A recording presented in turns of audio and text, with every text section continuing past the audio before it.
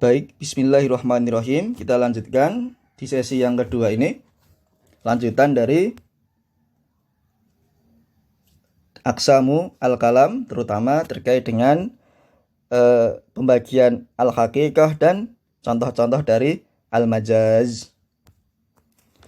Wal haqiqatu imma lughawiyatun wa imma syar'iyyatun wa imma 'urfiyyatun. Apa itu haqiqah lughawiyah, haqiqah syar'iyyah, wa haqiqah urfiyah. Afan, itu khata tulisannya, bukan syar'iyyah tetapi syar'iyyah. Nanti silakan diganti. Dan hakikat itu ada kalanya berupa imma lughawiyah secara bahasa, wa imma syar'iyyah berupa syar'iyyah dari segi istilah syar'i, dan yang terakhir wa imma urfiyah dari segi urfiyah. Apa itu lughawiyah, apa itu syar'iyyah, apa itu urfiyah, nanti akan kita bahas di materi berikutnya terkait dengan khusus bab haqiqah. Wal majazu imma an yakuna bi ziyadatin aw nuqsanin aw naqlin aw isti'aratin. Wal majazu imma an yakuna bi ziyadatin aw nuqsanin aw naqlin aw isti'aratin. Dan majaz itu ada kalanya juga dengan ziyadah, nuqsan, naql, dan isti'arah. Apa itu majaz dengan ziyadah? Apa itu majaz dengan nuqsan? Apa itu majaz dengan naql? Apa itu majaz dengan isti'arah? Nanti juga ada pembahasannya tersendiri. Ini masih terkait dengan matan. Fal majazu bi ziyadati mithlu qawlihi ta'ala laisa kamithlihi syai'un wa huwas sami'ul basir. Surat Asy-Syura ayat 11. Maksudnya, adapun majaz dengan ziyadah, contohnya seperti dalam firman Allah Ta'ala, tidak ada sesuatu pun yang semisal atau yang serupa dengan Allah, dan Dia Maha mendengar lagi Maha melihat. Faedahnya yaitu terkait adanya huruf al-kaf di kamitslihi. Ya, kaf tersebut sebagai ziyadah. Kalaupun kaf ini dalam Al-Quran, adanya kaf dalam firman Allah Ta'ala fungsinya untuk apa? Sebagai majaz, sebagai ziyadah tambahan, sehingga orang yang membaca apa? Semakin tahu akan balaghah Al-Quran.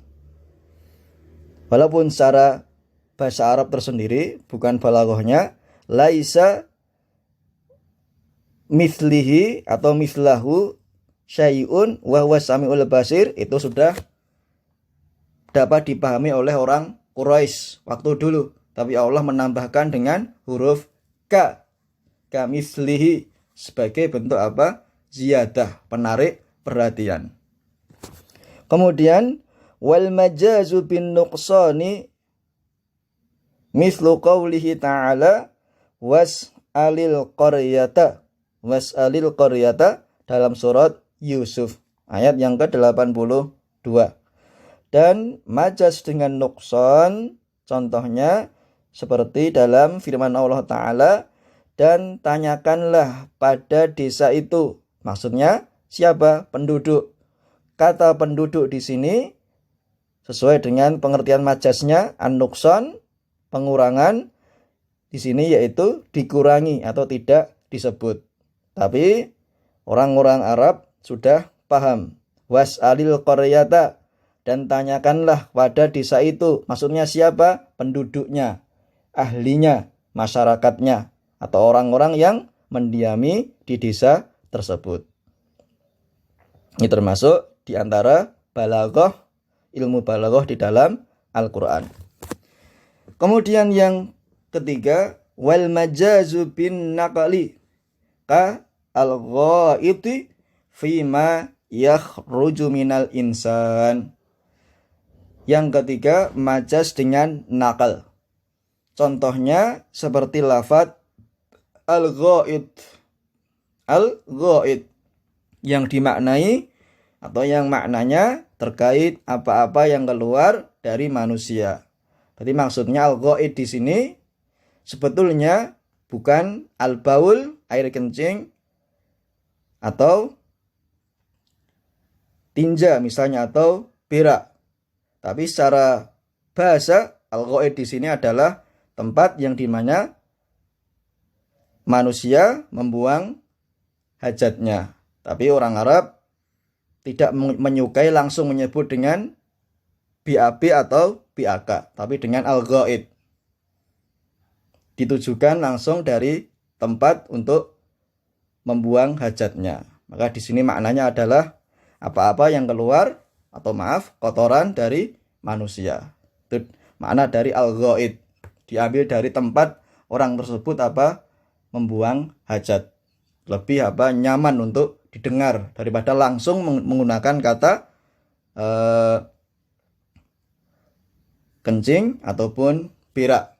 Kalau dalam bahasa kita BAB ataupun BAK itu lebih nyaman untuk kita dengar atau lebih sopan daripada langsung menyebutkan hal-hal yang tidak pantas atau tidak enak kalau didengar.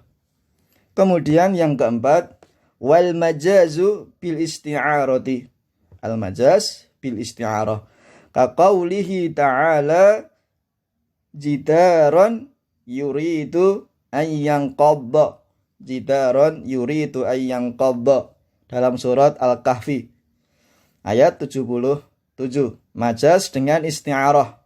Seperti dalam firman-Nya Allah Ta'ala, dinding yang mau, hendak atau ingin runtuh.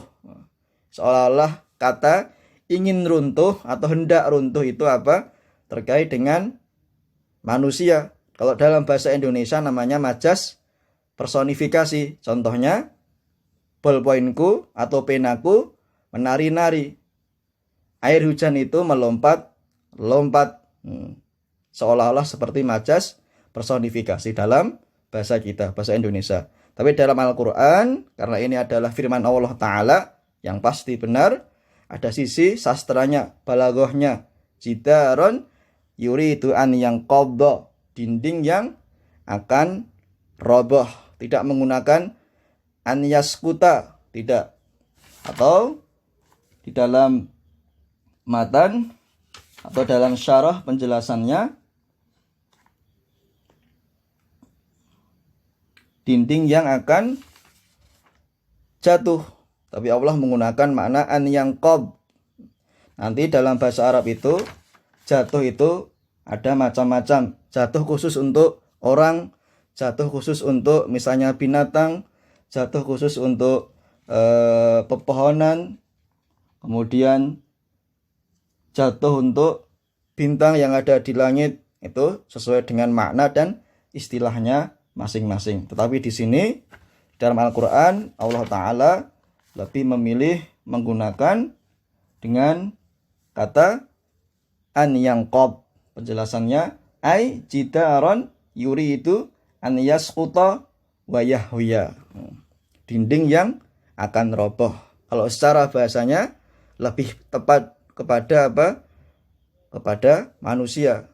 Manusia an yanqad, jatuh, tersungkur. Tapi maknanya di sini dari sudut pandang balaghah Al-Quran, dinding yang akan roboh. Makna yuridu kan mau atau ingin. Seharusnya bisa Allah berfirman, misalnya jidaron an yanqad. Tapi Allah sesuai dengan kekuasaannya dan ketinggian ilmunya, jidaron yuridu an yanqad. Ini kalau kalian ingin lebih memperdalam tentang makna ini, nanti silahkan dibuka tafsirnya atau dari sisi balaghah Al-Quran. Dinding yang akan roboh. Baik. Berikutnya, waqad qassamal musannifu rahimahullahu ta'ala al-kalam bin nadhar ila thalathi i'tibarat. Dan al-musannif, penulis, telah membagi al-kalam dari 3 titik penting sudut pandang, atau dari 3 sudut pandang yang penting. Al-awwal taqsimul kalam bi'tibari ma yutarakkabu minhu au ma yu'allafu minhul kalamu fi jumalihi. Yang pertama, pembagian kalam berdasarkan susunan lafadznya, atau yang dengannya tersusunlah sebuah kalimat, sebuah ucapan, sebuah ungkapan, kalimat yang sempurna. Kalau di kita misalnya ada subjek, predikat, atau subjek, predikat, dan objek. Asani taqsimul kalam bi'tibari madlulihi au ma'nahu alladhi dalla alaihi. Poin yang kedua yaitu pembagian kalam menurut tujuannya atau berdasarkan tujuannya, makna yang dimaksud. Wasalisu taqsimul kalam bi'tibari isti'malihi au ma yuradu minhu minal ma'na alladhi ju'ila lahu. Atau yang ketiga, pembagian kalam berdasarkan penggunaannya, isti'malihi, atau penuturan lafaz ungkapan sesuai dengan makna yang dikehendaki. Tapi ada 3 poin penting terkait dengan pembagian al-kalam sebagaimana yang disebutkan oleh al-musannif yang nanti akan dijelaskan oleh asy-syarih Syekh Shalih Al-Utsaimin hafizahullah ta'ala. Baik, kita masuk ke bagian yang pertama, al-qismul awal. Aqsamul kalami bi'tibari ma yutarakkabu minhu arba'atun. Pembagian kalam dari sisi penyusunannya ada 4 bagian penting. Yang pertama, kalamun murakkabun min ismaini nahwa ad-dinu an-nasihatu.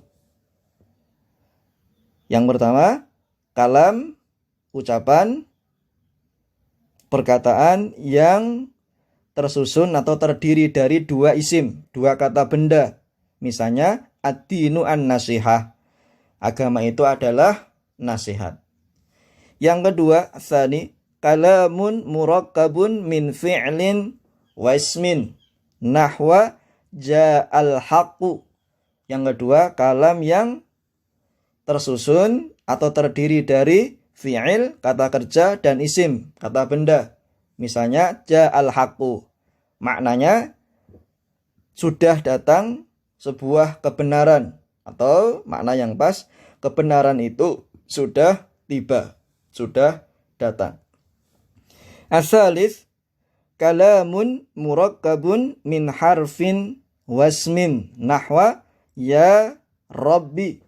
Yang ketiga, kalam yang tersusun atau terdiri dari harf dan isim. Misalnya perkataan atau ungkapan ya Rabb, ya Allah, wahai Tuhanku, wahai Allah, permohonan. Kemudian yang keempat, ar-rabi'u kalamun murakkabun min harfin wa fi'lin nahwu atau nahwa ma qama.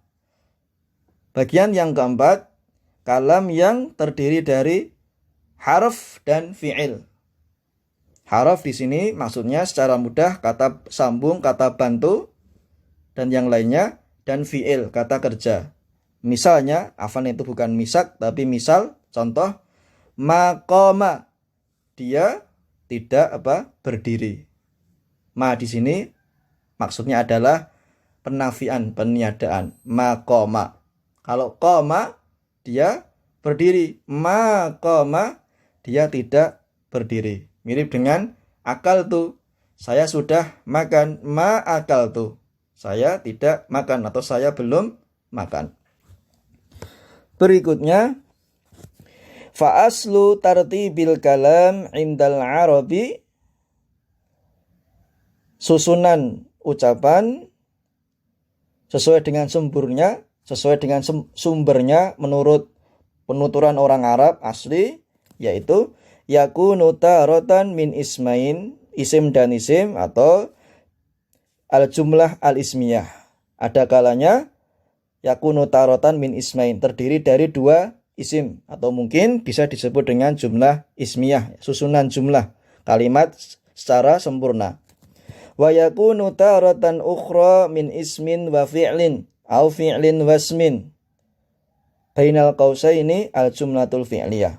Ada kalanya juga terdiri dari isim dan fi'il. Au bil aks, sebaliknya fi'il dan isim. Jumlah fi'liyah. Kemudian al-qismus tsani, bagian yang kedua, wa huwa aqsamul kalam bi'tibari madlulihi. Pembagian kalam, kalimat, ungkapan, penuturan, perkataan menurut tujuannya. Tentunya dalam bahasa Arab. Naw'an, ada dua jenis. An-naw'ul awal al-khabaru wa huwa qawlun yahtamilu sidqa wal kadhib. Kalau di dalam syarah asy-syarih menggunakan ungkapan qaulun yalzamuhu sidqu wal kadhib, awal kadhib, tapi Ustadz memilih dengan yahtamil, lebih mudah untuk dipahami.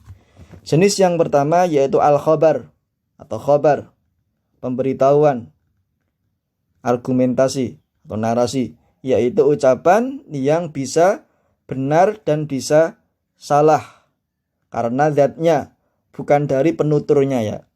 Ucapan yang bisa benar dan bisa salah. Diingat, karena atau dari zatnya, bukan penuturnya, bukan pengucapnya. Karena nanti ada tambahan, dilihat dari 3 poin. Poin yang pertama, al-khobar ini apabila dari syariat, yaitu qala Allahu ta'ala wa qala Rasul sallallahu alaihi wasallam, itu pasti mutlak kebenarannya, tidak boleh kita ingkari. Karena kalau kita ingkari, satu kalimat saja, satu huruf saja bisa mengakibatkan kita menjadi murtad atau menjadi orang yang keluar dari agama Islam. Yang pertama, qala Allahu ta'ala wa qala Rasul, itu sudah pasti asid, benar. Sebagai seorang muslim 100% untuk meyakininya. Kemudian bisa juga dari segi penuturnya, misalnya nabi palsu atau pendusta, pembohong, al-kadzab, dajjal. Itu berarti 100% juga mengandung dusta atau salah. Kemudian dari poin yang ketiga, dari manusia biasa seperti kita ini. Ya. Kalau tadi dari Allah dan Rasulnya, kemudian yang kedua dari misalnya tukang tenun, kemudian kahin atau para pendusta, dajjal, itu 100% istinya pasti salah atau mengandung kedustaan. Tapi yang ketiga ini orang atau manusia biasa seperti kita. Ucapan yang dituturkan bisa mengandung benar dan bisa mengandung salah. Bisa benar dan bisa salah, tentunya sesuai dengan maksud dan niat yang akan diungkapkan. Selanjutnya, an-naw'u tsani al-insya wa huwa qaulun la yahtamilu sidqa wal kadhiba. Jenis yang kedua yaitu al-insya, ucapan yang tidak mengandung adanya kebenaran atau kesalahan. Nanti ada pembahasannya tersendiri. Baik. Lanjutannya ini, khobar atau kalam khobari ada 2 macam, yaitu khobar ismiyah dan khobar fi'liyah. Kalam khobari yaitu kalimat yang diungkapkan untuk memberitahu sesuatu atau suatu perkara atau beberapa hal kepada orang yang diajak bicara, mukhatab. Tujuan dari digunakannya kalam khobari terhadap keadaan mukhatab, orang yang diajak berbicara, diantaranya ada 3 ya. Ini faidah yang Ustadz berikan untuk kalian, nanti tolong dipahami dengan baik. Mukhatab, orang yang diajak bicara, orang yang kedua, yang belum tahu sama sekali. Namanya dalam bahasa Arab khaliyudz dzihni. Kalam khobari di sini dinamakan atau disebut dalam kalam khobari ibtidai. Khaliyudz dzihni maksudnya kalam khobari ibtidai. Misal contoh, ana uhibbu darsa maddati usulil fikhi. Saya suka pelajaran usul fikih. Hanya sekedar argumentasi narasi. Dia mengucapkan dengan tujuan maksud kepada orang yang diajak berbicara, saya ini suka pelajaran usul fikih. Ya. Sebatas suka saja, sekedar suka atau senang saja. Entah itu mendengarkan, entah itu membaca, atau entah itu melatih mengasah otak pikirannya. Kemudian yang kedua, mukhatab yang tahu tapi ragu-ragu. Mutaraddidu dzihni. Orang yang diajaknya bicara itu paham, tapi dia masih ragu-ragu. Orang ini apakah benar suka dengan pelajaran usul fikih atau enggak. Misal, inni uhibbu madada usulil fikih. Sungguh saya ini sangat suka pelajaran usul fikih. Ada tambahan kata penegasan, taukid namanya. Ini, sesungguhnya aku ini uhibbu madada usulil fikih. Sangat suka dengan pelajaran usul fikih. Untuk meyakinkan mukhatab tadi, orang yang diajak bicara. Kalau saya ini benar-benar suka dengan pelajaran usul fikih. Kemudian yang ketiga, ini kalau mukhatabnya ini mengingkari. Apa kamu benar suka dengan pelajaran usul fikih atau hanya sekedar suka saja? Maka yang ketiga, mukhatab ingkari, yang mengingkari kabar. Kalam khobari ini dinamakan dengan kalam khobari ingkari. Kalau yang kedua tadi, kalam khobari tolabi. Yang ketiga, kalam khobari ingkari. Misalnya, wallahi inni atau wallahi innani la uhibbu madata usulil fikhi. Demi Allah, sungguh saya benar suka atau cinta pada pelajaran usul fikih. Ada tambahan dua penegasan.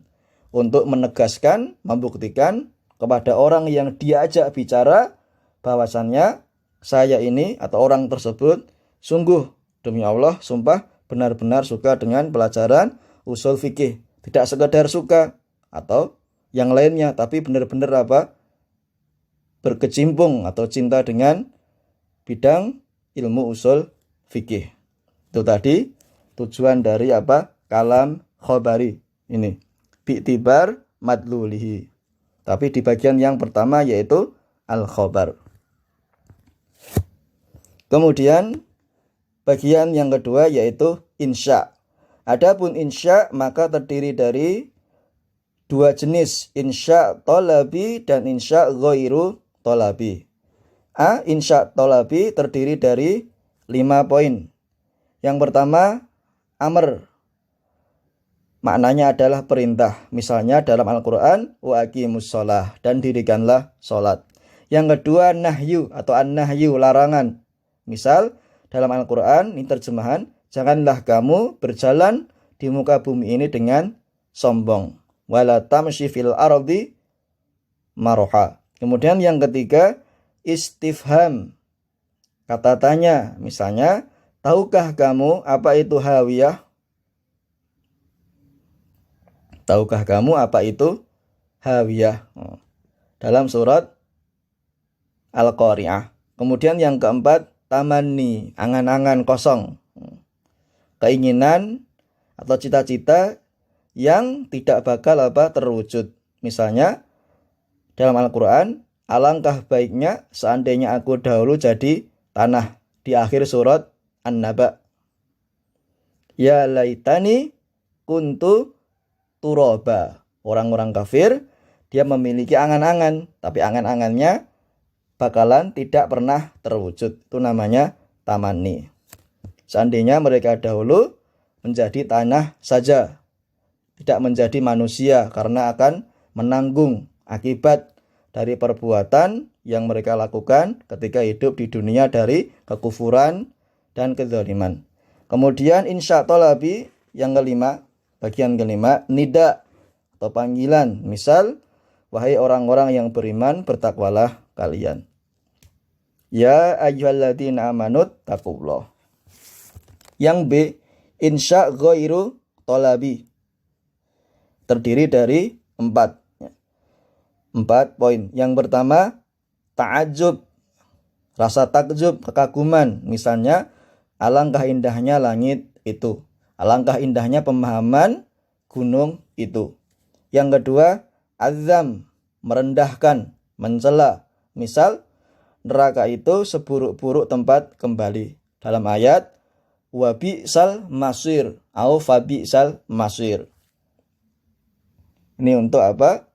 Merendahkan orang yang masuk di dalam neraka, yaitu orang-orang kafir dan orang munafik.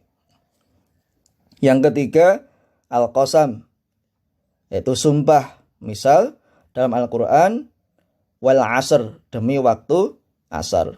Yang keempat, terakhir, al-af'al ar-roja, harapan nyata, impian, cita-cita yang kemungkinan besar bisa apa? Terkabul. Misalnya, semoga Allah mengampuni mereka. Ya. 4 ini tadi, ta'ajub, azam, al-qasam, al-af'al ar-roja, bagian dari insya. Di insya yang kedua, insya ghairu tolabi. Ini semua insya tolabi, insya ghairu tolabi tidak terkait dengan apakah itu benar atau salah ungkapannya, ya. Berbeda dengan khobar tadi yang qaulun yahtamilu sidqa wal kadhiba. Tapi kalau insya qaulun la yahtamil asidqa wal kadhib. Jadi nanti perlu dibedakan antara apa itu khobar dan apa itu insya. Apa macam-macamnya khobar, tujuannya apa, dan apa itu insya dengan macam-macamnya dan tujuannya. Baik. Berikutnya al-qismus tsalits, aqsamul kalam bi'tibar istimalihi. Baik, ini nanti akan kita lanjutkan setelah jeda waktu ini. Kita cukupkan dulu. Naktafi bihadzal liqa. Aqulu qouli hadza. Barakallahu fikum. Wassalamualaikum warahmatullahi wabarakatuh.